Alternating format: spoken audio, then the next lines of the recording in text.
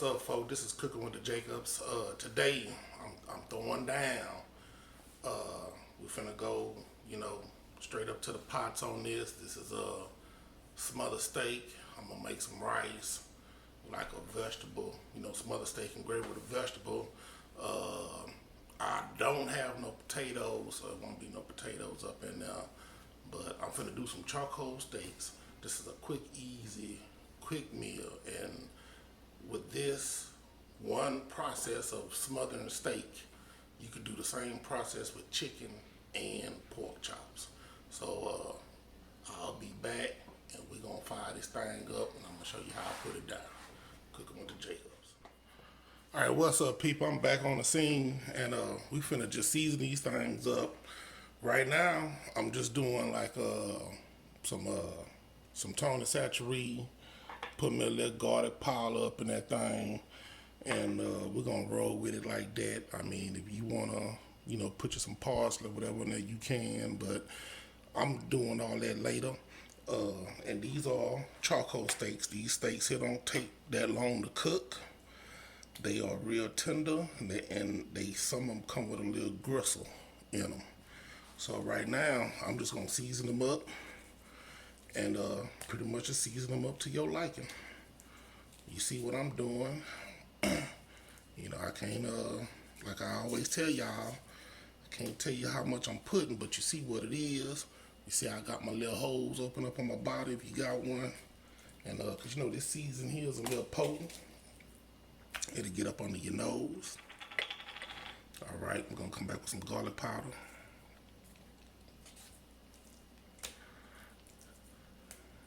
And depending on the size of your family, you may want to cook more. I will be seasoning up more than this. But just to show y'all my little start-off process, this is pretty much what it is. And we're going to smother these in a pot on top of the stove. Shouldn't take that long. All right, folks, I'm back on the scene. So now, we done seasoned up our meat. Next thing we're about to do, we're gonna put a little oil, a little cooking oil in this pot. It could be some used oil, it could be some brand new oil, whatever your preference is. I normally use used oil, and we're gonna pour a little something in there, not a whole lot. Thinking that should be good. A little tad, that's it. Because what we're gonna end up doing is we're gonna lightly fry the charcoal steaks on both sides. Just lightly fry, just enough to get a good crisp on the outside of it, because that's what's gonna make the gravy for your charcoal steaks. So we're gonna put this thing on, put it on high, get this fire hot. Now we already got our seasoned meat. Now of course you're gonna need some flour. So the next thing you need to do, like some people use plates, some people may have some type of container, but whatever you use to, like, however you fry your chicken, if you fry chicken, just get you something with some flour in there. I got me a little Ziploc bag, and excuse me, pretty much what I'm gonna do is, let me move this over a little bit. Pretty much what I'm gonna do, let me get this straight, all right. Pretty much what I'm gonna do is, I'm gonna take a cup out. See, that pot look like it might hold about 4 or 5 of them. I'm gonna put about 4 or 5 of them in there. And take my bag, I'm gonna shake it up, just like you frying some chicken. You know what I'm saying? We're gonna wait for this fire to get this grease hot, and we're gonna drop it on that grease. Now we waiting on this grease to get, hot enough for us to go ahead on and drop it in there. Just be careful, only when your grease is hot. Normally I put a little water on my hand and just sprinkle it on there. If I get to hear get a pop and all that going on, that means it's letting me know it's ready to go down. So we're gonna let this thing heat up, make sure we got some heat on this thing, and then we're gonna come on with the steaks, show you what's next. Now, see, I'm just kind of sprinkling, that's straight off my hand right there. So when this grease get good and hot, it's gonna get the pop. Also have you a plate or something for you to put the meat in after you light your fry. You know, you start seeing a little smoke, don't hesitate to cut on your vents.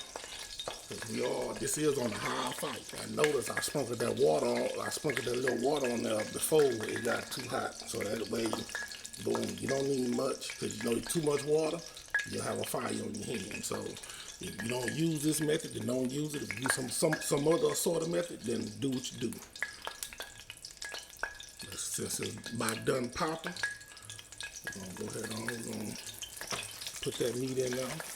It could be a little hotter because it ain't straight up sizzling like I want it, but it's getting there. I got the fire on high.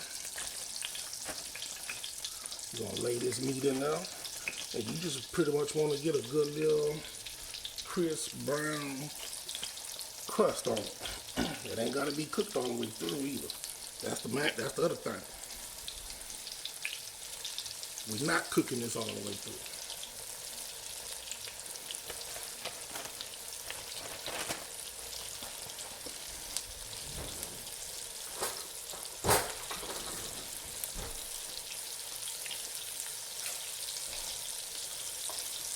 You know, this is how it was taught to me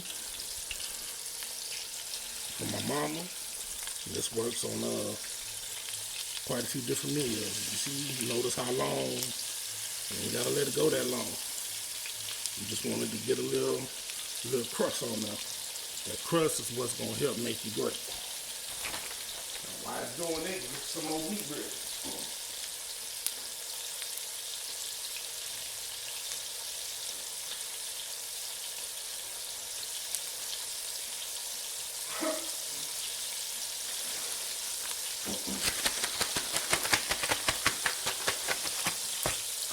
Meat ready, it's ready to come on out.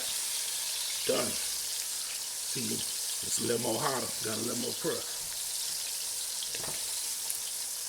Taking that out. The longer you fry, the darker you get, the darker your gravy will be. So if you don't fry it that long, that means that's the lighter your gravy is going to be. You just want to make sure you get your little crust and some of that flour cooking into that meat. Like I said, this is a quick, easy meal. Hopefully I can have this whole thing done within an hour. Rice, the vegetable, everything done. Now this meal here you can have with potatoes. You know, you can cut up you some potatoes and dice them up. And when we get to the point where we add the water in for the ball, you drop those potatoes in there with it. And you can have smothered steak with potatoes and rice and gravy. And if you're gonna do corn, whatever vegetable you're gonna use, corn. I really like this meal with either corn or baked beans or pork and beans or something like that. It go real hard because I like to mix it all up together. But I mean, if you get down with the green beans, you know, whatever vegetable you want, it will go with it. And also, I'm making this with rice. This is also a meal that you can make, making mashed potatoes or cream potatoes, depending on if you do it homemade or straight out the box. When this is over, this oil is coming out. We're pouring this out. And it don't matter what type of oil you're using, canola, vegetable, whatever you got, it's good. So what we're going to end up doing is once we're done with all this meat, we're going to pour this out. Normally I pour it into like a different container or a glass cup, something that can hold heat. Normally I do like a coffee mug because I know that's going to hold the heat. I ain't got to worry about the glass breaking. Do not pour hot grease in anything plastic. You may have some residue, you know, crust, flour, whatever you want to call it. You may have some residue left in that pot. Leave it in there. Leave it in there. That's going to help with your gravy. This is pretty much the finished product right here. Excuse that camera. See how it look? Yeah, that's all the meat that I'm cooking today. So, all right, we're finna move on to the next step, which is I got to do something with this grease. So, be careful, it's hot. Find you something to pour it off in. Like I say, just be careful with this grease. I'm gonna pour it all off. All right, do not rinse out your pot. Leave all this in there. This is gonna help out with your gravy. Now I'm finna go put some water in this thing. All right, my pot is filled up. My pot is filled up about a quarter of a way. It don't take that much water. I'm gonna put this thing on the high fire. You're gonna put your meat back in there. So I say, do not fill up your pot too high with water, because you know, that's gonna take a little longer for it to go down. And like I say, this meal here, it don't take that long.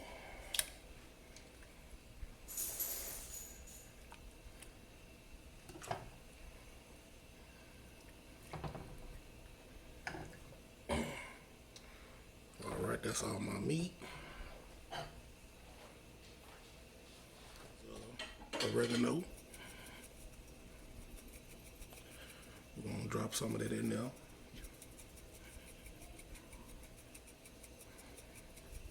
All right, that's pretty good. Next, coming down with some Italian seasoning. Oops, done got me. I'm about to scoop some of that out. Well, I think we're gonna be all right. All right, and next I'm gonna come on back with it. Sprinkle a little more Tony Satchery in this thing. That should be good.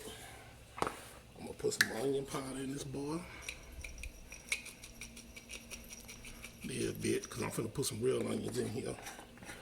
And put some more garlic powder in this thing. Now you can use real garlic if you want to. I got some. You might see me put some in there. Alright, so while this is getting ready to ball, next thing I'm about to do is chop up onions and bell peppers. If you got green onions, put your green onions in there. If you want to put some fresh parsley, chop up some fresh parsley, you can put all that in there. I'll be back. Let me go chop up these onions and bell peppers. Alright, folks, let's stir this up a little bit. Now, if you want to put some mushrooms in here, you can put some mushrooms in here. You know, if you like that, you can put that in here. I'm gonna stir that up. See how it's already starting to getting that color. The main thing is gonna be letting this thing ball and get thick. It's what, 5:57. I forgot to say what the time was from off the rib, but I still ain't did the rice or the vegetables that's gonna go with it. But luckily, I got some leftover onions that my wife used from yesterday that's already chopped up. I ain't got to chop up no onions. Thumbs up. You know what I'm saying? Here it is. Now really, you know, like I said, off a whole onion, I normally chop off like 3 slices, and then I chop up those 3 slices. So this is gonna be enough for what I need to do.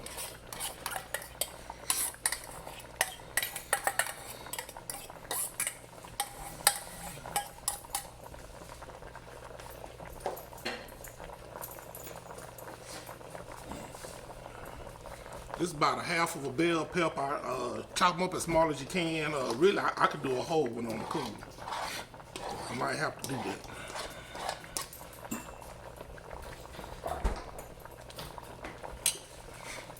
Yeah, I think I might have to go on and do that.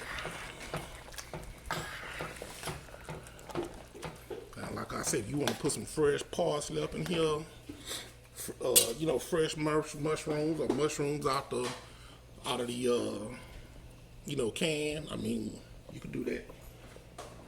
All right, that's the other half of them bell peppers right there. All right, people.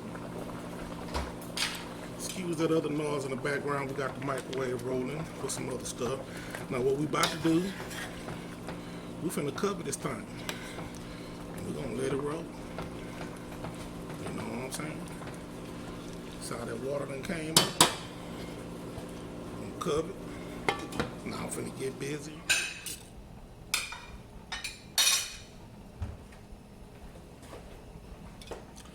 Get back over here and check this thing. Like I said, I'm cooking on a high fire. I am gonna cut it down. I'm going to cut it down. Feel like I'm getting a little stick action on the bottom. But we're going to let it roll because it ain't nowhere near ready.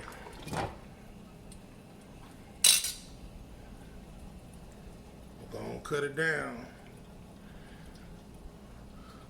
Now I'm like in between medium and high.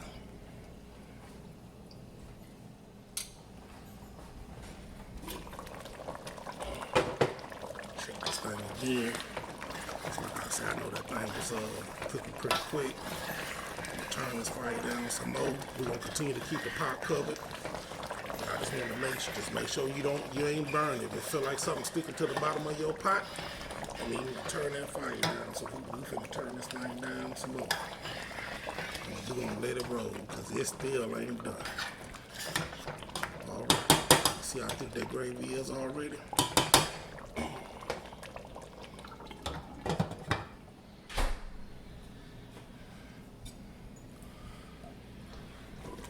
Folks, let me check this pot. Kind of thick, so that bad boy is right. I'm gonna cut this fire down lower. See how thick that gravy is? That's what I'm talking about right there. That's that 40, that's that 50 weight gravy right there. You know what I'm saying? I don't know if y'all can see that. Look at that. That boy is thick. You know, you don't want it to, when you pour over the rice, you want it to sit on top of the rice. You don't want it to drop to the bottom of the plate. You know what I'm saying? But that's what's up on that gravy. We're going to let this roll. I'm going to cut this down some more because it ain't done. I'm going to drop it down past medium.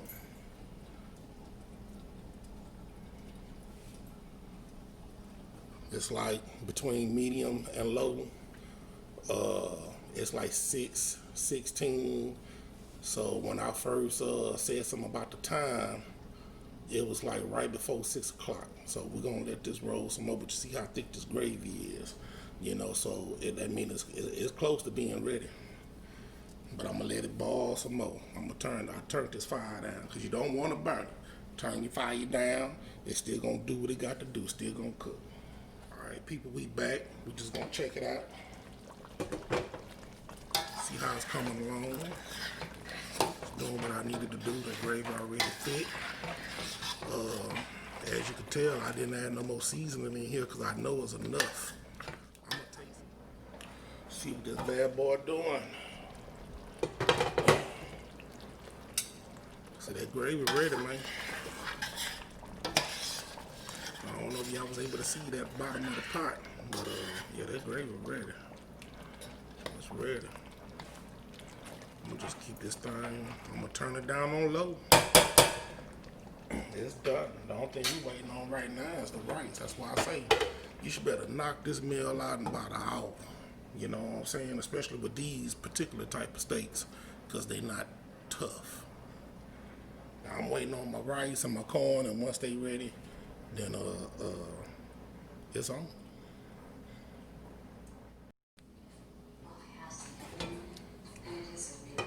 All right, folks, this is the finished product. This is smothered charcoal steaks, and like I say, you can use the same process with chicken or pork chops. The same exact way you seen me do this, you could do it with chicken or pork chops. Sooner or later, I'll probably end up doing one of those videos. But this is smothered charcoal steaks on top of the stove, down South Louisiana way my mama showed. Cooking with the Jacobs. Holler at me, and I'll be back and show you what it look like on the plate. Peace. All right, what up? This is the plate up. You know what I'm saying? This is some cream style corn with like regular corn, frozen corn, You see them that charcoal steak. See how that gravy looking. See how it's sitting on top of that rice. That's that 40 weight gravy right there. You know what I'm saying? It's that cooking with the Jacobs. It's about to go down.